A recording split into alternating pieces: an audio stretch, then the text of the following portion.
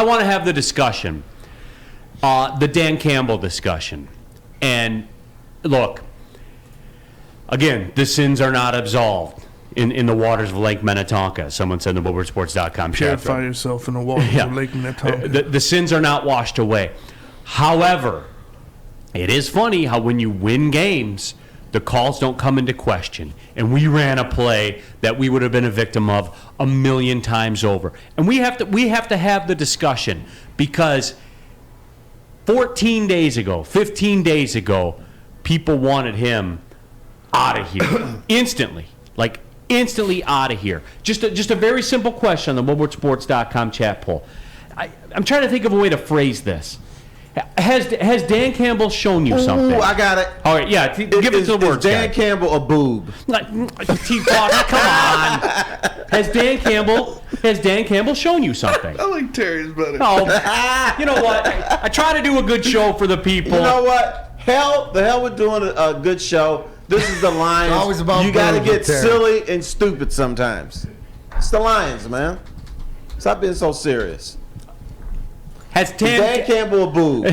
Is he still a boob? How about that? How about this? This a compromise. Is Dan Campbell boobish? Is he still a boob? I guess that would be it. Again, for me, it's just with Dan Campbell, it's all part of the package. And granted, D-Mac, my take has always been the same, where they're separate entities. Brad Holmes and Dan Campbell are separate entities. However, with that being said, one does run in front of the other, to where with cap situations and free agency situations, you didn't have all the available data. But I will say this. The guys buy in. I'm not as much into that as a lot of people are. I'm into winning. But they won, D-Mac. They won, and they've won 2 in a row. Well, that's the whole thing. At the end of the day, if we sit here and I sit back and say, well, they don't, what are the things we criticized? Look at the things that have changed. We sit up here, I wish the number 2 overall pick in the draft would make a play. He did.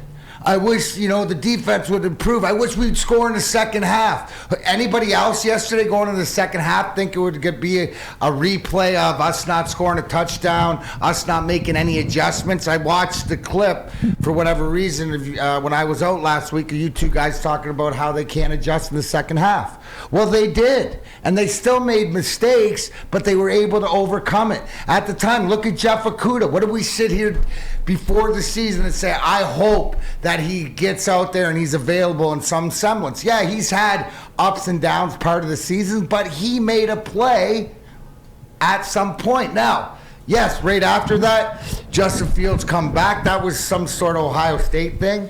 But again, he's still making plays and he's out there, the availability. You saw Jerry Jeudy, you saw the defense, you saw Kaminsky, I saw his name. I saw guys out there making things happen, and it was a team way. So if we sit here and go, the end of the day in the NFL, it's a black and white, it's a wins and losses league, they found a way to win. They have to improve different aspects, but there's something there. And I think it's the fact that they're learning the hard way, Neil. And trust me, from my personal experience of my NHL career, 93, 94, 95, 96, climbing the mountain, falling down, they're not even close to being here, but they're on the first bunny hill, and they're trying, but they're doing it together. And that's what I see from the coaches to you. You said Dan Campbell and Brad Holmes, they're 2 different entities, but they're operating, and I think what we've saw and what we've heard out of the Lions from the top is that they're together with their plan.